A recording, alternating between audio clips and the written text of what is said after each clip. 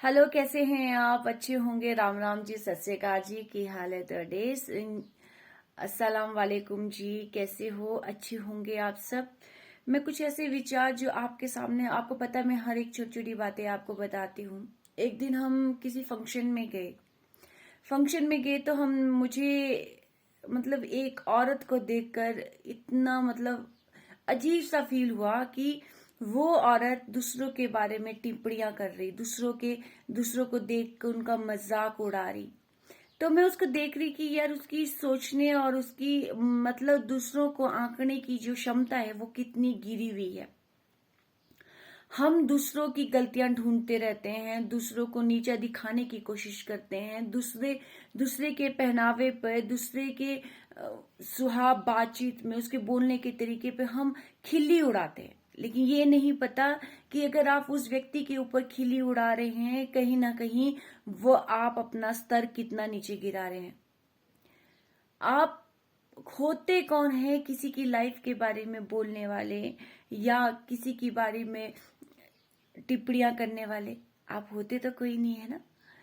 कहते हैं कि अगर वही इंसान संतुष्ट है अपनी जिंदगी में, जो अपने अपना स्तर न अपने तक रखे, मतलब वो अपनी ही संतुष्टि रखे, वो मतलब आप क्या लगता है कि अगर आप दूसरों के बारे में आलोचना करोगे, दूसरों के बारे में बहुत कुछ बोलोगे, आप बहुत अच्छे इंसान हो? आप बहुत ही गलत इंसान हो। क्योंकि वो व्यक्ति कभी भी अच्छा नहीं होता जो दूसरों के बारे में बातें करता है, दूसरों की खिल्लियां उड़ाता है। आज आप किसी की खिल्लियां उड़ा रही है, ईश्वर देखने वाला होता है। कल आप पर भी उंगलियां उठ सकती है। आप मुझ पे आजकल शायद मैं अपनी बात करती हूँ, आज आप मेरे ऊपर हंसते हैं, हो सकता है कल आपके ऊपर कोई और हंसे। मुझे इस चीज का कोई फर्क नहीं पड़ रहा, फर्क आपको पड़ रहा है क्योंकि आप अपना स्तर नीचे गिरा रहे हैं। और ऐसा नहीं करना चाहिए। मैंने देखा शादी ब्याह में कुछ औरतें ऐसी होती है जो मैक्सिमम बस ये देखने जाती है कि फलाने ने क्या पहना है, फलाना कैसा डांस कर रहा है, या फलानी लड़की कैसी डांस कर रही है, या फलाना औरत कैसी कर रही है, कौन किससे बातें कर रहा है। बस इसी बेस पे जाती है। उनका ये मकसद नहीं होता कि वो शादी एंजॉय करे, उनका मकसद ये होता है कि वो सिर्फ दूसरों की आलोचना करे, दूसरों की खिल्लियां उड़ाए। लेकिन ये नहीं पता कि वो खुद अपनी नजरों में गिर रहा है और वो खुद एक मजाक है, क्योंकि उसकी सोचने की क्षमता ही उतनी है। उससे पता चलता है कि उस इंसान का जो वो है ना, धैर्य है, सोचने का जो स्तर है वो कितना घटिया है। वैसे इंसान से ना बच के रहना चाहिए। उस इंसान से ना कोसों दूरी रख ले तो वो अच्छा था। और ना सबसे बड़ी पावर होती है कि इंसान अगर अकेला रहना पसंद कर दे, मतलब अपने आप को खुश रखना सबसे बड़ी खुशी है और सबसे बड़ी चुनौती है। और अगर इंसान अपने आप को खुश रखता है, अगर अकेला रहना सीख लिया, तो उसे किसी की परवाह नहीं होती कि दुनिया उसके लिए क्या बोलती है, क्यों बोलती है, कैसे बोलती है, उसे कोई फर्क नहीं पड़ता। इसलिए अपनी जिंदगी को ना मतलब फालतू की चीजों से हटा कर ना बस ये सोचो कि हम जब इस दुनिया में आए हैं, क्यों आए हैं, हमारा लक्ष्य क्या है, हमें करना क्या है लाइफ में।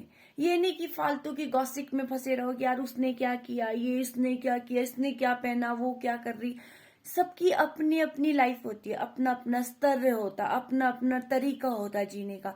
जिसको जैसा दिल करता है वैसा ही वो पहनाव करता है, वैसा ही वो स्टाइल अपनाता है। उसका अपना अपना है, अपना जीवन है। हमें अपना जीवन क्यों ऐसी चीजों में व्यर्थ करना है कि किसने क्या किया, क्यों किया, कैसे किया। तो बहुत सारी ऐसी औरतें हैं जो गांव में होती है, कुछ चंद औरतें, चंद मर्द भी होते हैं ऐसे।